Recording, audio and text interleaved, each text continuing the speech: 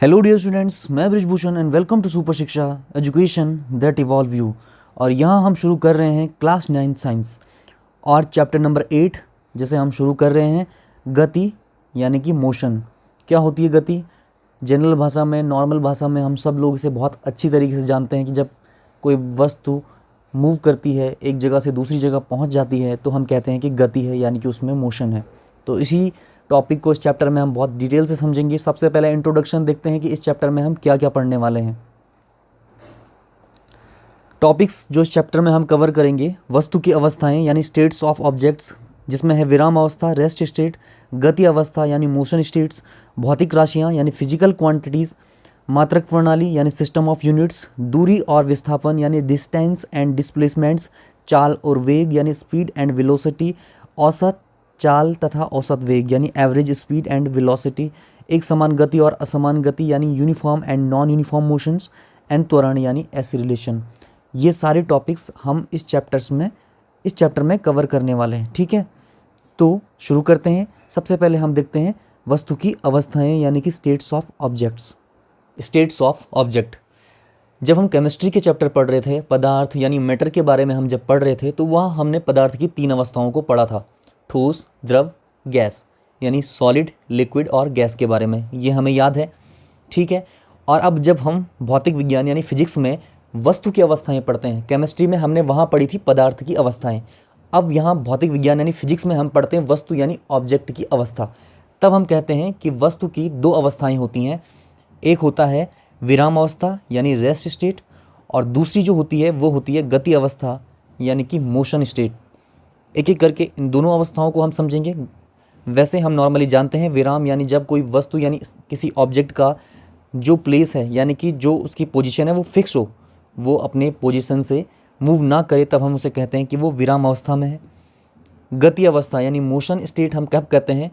जब कोई वस्तु यानी ऑब्जेक्ट टाइम के साथ साथ अपनी पोजीशन बदलती रहती है, यानी उसका स्थान बदलता रहता है। कभी वो एक जगह पे है और टाइम के साथ साथ वो दूसरे स्थान पर है, टाइम के साथ, यानी कि टाइम भी लगेगा उसे अपने स्थान को बदलने में।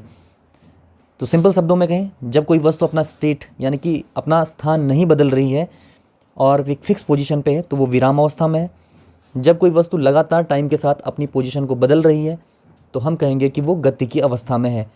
यहाँ पर आपको ये इमेज देखकर भी समझ में आ रहा होगा, रेस्ट एंड मोशन स्टेट। तो एक एक करके दोनों को समझते हैं अब। तो पहले समझते हैं विराम अवस्था। विराम अवस्था यानी रेस्ट स्टेट। क्या होती है रेस्ट स्टेट? जब किसी वस्तु का स्थान निश्चित होता है। इसका क्या मतलब है? जब टाइम के साथ कोई वस्तु अपना स्थान या अपनी पोजीशन नहीं बदलती है और उसी स्थान पे रहती है जहाँ वो मौजूद थी, तब हम कह सकते हैं कि वस्तु का स्थान निश्चित है और वो रेस्ट स्टेट में है, यानी कि विराम अवस्था में है। जैसे उदाहरण क्या है? पेड़ हो गया, घर हो गया, विद्यालय हो गया, ये सब इनकी पोजीशन फिक्स्ड होती है, इनका स्थान क्या होता है? निश्चित होता है। ऐसा तो नहीं है कि आप कहीं घूमने गए, आपका घर दिल्ली में था, घूम के वापस आए तो घर दिल्ली से चलते चलते मुंबई पहुंच गया। अरे आप आए, आप घर तो वहाँ मिला ही नहीं आपको। ऐसा कभी नहीं होता है, क्योंकि जो घर है या कोई भी अदर बिल्डिंग है, इन सब का स्थान बिल्कुल फिक्स होता है, इनका स्थान कभी बदलता नहीं है। और तभी हम कहते हैं कि ये ऑब्जेक्ट यानी कि ये वस्तुएं एक विराम अवस्था में है। ठीक है, आगे देखते हैं। यहाँ विराम अवस्था के हम कुछ और उदाहरण देख सकते हैं। जैसे फैक्ट्री, कोई बड़ी फैक्ट्री है, वो भी हमेशा उसी स्थान पे है जहाँ वो बनी थी। बिजली का खंभा, जो इलेक्ट्रिक पोल्स हमारे घर के चारों तरफ आपको दिखाई देते हैं, इलेक्ट्रिक सप्लाई तारों को जो कैरी करने के लिए पोल होते हैं, उनका पोजीशन भी फिक्स होता है, उनकी स्थान भी निश्चित होता है, कभी उनका स्थान बदलता नहीं है। ठीक है, तो इन सारे एग्जाम्पल से यहाँ पर हम विराम अवस्था यानी कि रेस्ट स्टेट को बहुत अच्छे से समझ चुके हैं। अब इसके बाद हम जो वस्तु की अवस्थाएं हमने शुरू में देखी थी, 2 अवस्थाएं, गति अवस्था और विराम अवस्था। तो विराम अवस्था तो यहाँ हम समझ गए। अब हम समझते हैं कि क्या है गति अवस्था। तो अब समझते हैं गति अवस्था यानी मोशन स्टेट क्या होती है। गति, जब कोई वस्तु समय के साथ अपनी स्थिति में भी परिवर्तन करती है, तो कहा जाता है कि वस्तु गति में है। स्थिति में परिवर्तन मूल बिंदु के सापेक्ष होता है। अगर मैं सामान्य भाषा में कहूँ तो जब कोई वस्तु लगातार अपना स्थान बदल रही है, जैसे अगर आप दौड़ रहे हैं तो आप अपना लगातार स्थान बदल रहे हैं टाइम के साथ। 1 सेकंड पहले आप 2 कदम पीछे थे, अगले ही सेकंड आप 2 कदम आगे हैं। अगर आप तेज़ दौड़ रहे हैं तो इसका मतलब आप गति कर रहे हैं, आपका स्थान टाइम के साथ लगातार बदल रहा है। यही बात यहाँ पर भी लिखी हुई है। एक एक लाइन को फिर से हम मतलब समझ लेते हैं उसका। जब कोई वस्तु समय के साथ अपनी स्थिति में भी परिवर्तन करती है, मतलब अगर कोई वस्तु है और उसकी स्थिति में यानी कि उसकी पोजीशन में परिवर्तन होता है। क्या होता है? परिवर्तन। और इस परिवर्तन में यानी कि इस परिवर्तन होने में, उसकी पोजीशन को चेंज होने में कुछ टाइम लगता है, समय लगता है, तो हम कह सकते हैं कि वस्तु में क्या हो रही है? गति। यही इस लाइन का मतलब है।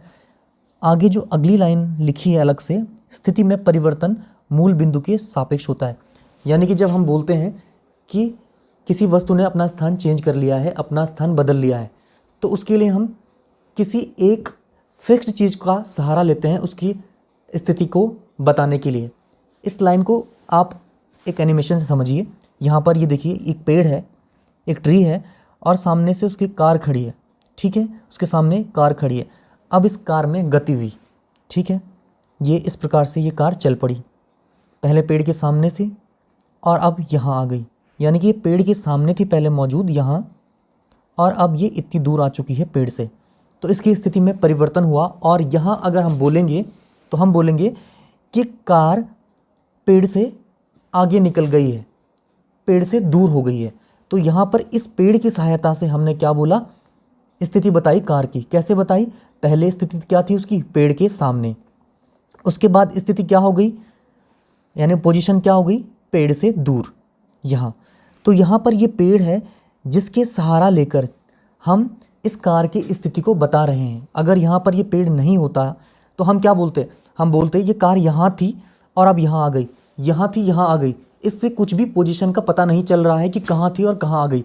लेकिन यहाँ पर अगर पेड़ है तो पेड़ को फिक्स मानकर, क्योंकि पेड़ की स्थिति तो फिक्स है, ये रेस्ट स्टेट में है, तो यहाँ पर इसको हम एक मानक मानकर, इस बिंदु को मूल बिंदु मानकर पेड़ को हम बता रहे हैं कि ये देखिए, पहले कार पेड़ के सामने थी और अब गति होने के बाद यानी पोजीशन बदलने के बाद उसकी पोजीशन पेड़ से दूर हो गई। तो ये पेड़ यहाँ पर क्या हो जाएगा? मूल बिंदु। इस बात को हम आगे और डिटेल में समझेंगे जब हम मूल बिंदु की परिभाषा लिखेंगे। तो फिलहाल हम यहाँ पर क्या समझ गए कि वस्तु की स्थिति में जब परिवर्तन होता है और इस परिवर्तन होने में यानी इस स्थिति परिवर्तन में या इस पोजीशन चेंज में समय लगता है, तब हम कहेंगे गति हो गई है वस्तु में।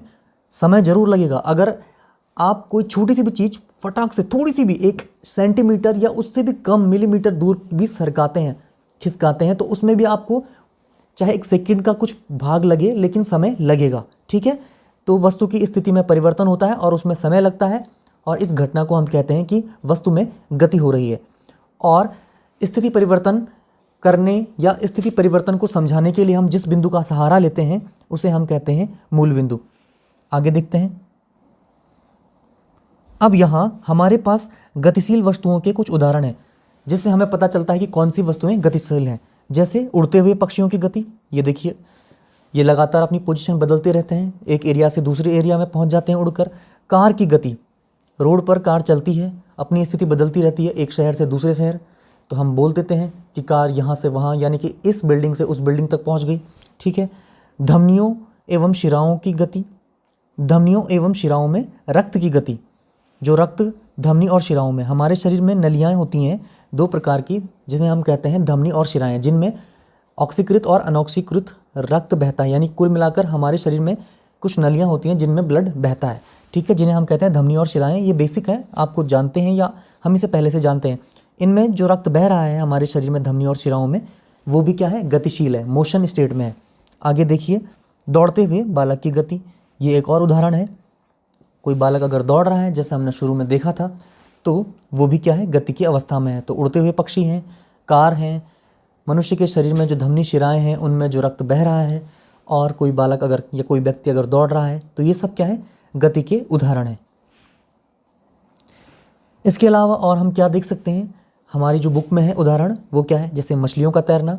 पानी में जो मछलियाँ तैरती हैं वो अपना स्थान लगातार समय के साथ बदलती हैं, गति की अवस्था में है। सौरमंडल, सूर्य के चारों ओर हमारे जो सौरमंडल है उसमें जो हमारे प्लैनेट्स हैं यानी जो ग्रह हैं वो लगातार घूम रहे हैं उसके चारों ओर, तो यानी कि वो मोशन स्टेट में है, गति की अवस्था में है। तो ये कुछ उदाहरण हैं जिनसे हम समझ सकते हैं कि कब हम कहेंगे कि कोई वस्तु मोशन में है यानी कि गति की अवस्था में है। तो हमने वस्तु की दोनों अवस्थाएं यानी गति अवस्था और विराम अवस्था दोनों को समझ लिया है। गति अवस्था को हमने डिटेल में डिस्कस कर लिया है, उसमें हम मूल बिंदु को भी समझे। अब यहाँ पर एक बार और समझकर मूल बिंदु की हम परिभाषा भी लिख लेते हैं। मूल बिंदु यानी रेफरेंस पॉइंट, या जिसे हम ओरिजिन पॉइंट भी कह लेते हैं कई बार। किसी वस्तु की स्थिति को बताने के लिए हमें एक निर्देश बिंदु की आवश्यकता होती है जिसे मूल बिंदु कहते हैं। क्या है? जैसे उदाहरण से समझिए, कोई आम बोलचाल की भाषा में कहता है कि चौराहे से रेलवे स्टेशन 20 किलोमीटर उत्तर में है। आपने बोलते हुए सुना भी होगा, जब हम किसी को पता पूछते हैं कि भाई साहब यहाँ से रेलवे स्टेशन कितनी दूर है, तो वो कहता है कि इस चौराहे से, जहाँ पे हम खड़े हैं इस चौराहे से वो 20 किलोमीटर दूर है उत्तर दिशा में, या फिर किसी अन्य दिशा में वो बता देता है। तो उसने किस चीज़ का सहारा लिया दूरी बताने की? रेलवे स्टेशन की दूरी बताने के लिए उसने सहारा लिया चौराहे का, कि इस चौराहे से रेलवे स्टेशन 20 किलोमीटर दूर उत्तर दिशा में है। तो उसने, अगर वहाँ पर चौराहा नहीं होता तो वो क्या कहता कि 20 किलोमीटर दूर है। कहाँ से 20 किलोमीटर दूर है? दिल्ली से, मुंबई से, या इंडिया से, या किसी और देश से? किस जगह की बात हो रही है? कहाँ से 20 किलोमीटर दूर है भाई? हमें समझ में नहीं आएगा। लेकिन उसने बोला इस चौराहे से, यानी कि जिस चौराहे पे वो व्यक्ति खड़ा है उस चौराहे से। तो वहाँ पे वो चौराहा क्या काम आया? वो काम आया रेलवे स्टेशन की दूरी और दिशा बताने में, यानी कि रेलवे स्टेशन की स्थिति को समझाने में काम आया। वो व्यक्ति समझा पाया कि रेलवे स्टेशन की स्थिति आखिर है कहाँ, उसकी पोजीशन कहाँ है। और इसको समझाने के लिए उसने किस चीज़ का सहारा लिया? उस चौराहे का, कि इस चौराहे से 20 किलोमीटर दूर उत्तर दिशा में है। ठीक है, तो यहाँ पर ये चौराहा क्या हो गया? एक रेफरेंस पॉइंट हो गया, एक मूल बिंदु हो गया। तो यहाँ चौराहा मूल बिंदु है जो रेलवे स्टेशन की स्थिति को बता रहा है। ठीक है, तो आई होप आप क्लियर हो चुके होंगे। अगर फिर भी कोई डाउट रह जाए इतने पॉइंट में आपको, तो आप उसे कमेंट कर दीजिएगा नीचे, मैं उसे इस चैप्टर के अगले वीडियो लेक्चर में क्लियर कर दूंगा। ठीक है, तो यहाँ इस चैप्टर को हमने शुरू कर दिया है, गति वाले को चैप्टर को। और यहाँ पर हमने पहला टॉपिक यानी कि वस्तु की अवस्थाएं यानी कि स्टेट्स ऑफ ऑब्जेक्ट को पढ़ लिया है, समझ लिया है, दोनों अवस्थाओं को, गति अवस्था और विराम अवस्था को भी। तो आज के वीडियो लेक्चर में इतना ही। इस चैप्टर के आने वाले वीडियो में हम आगे के टॉपिक्स को कवर करेंगे।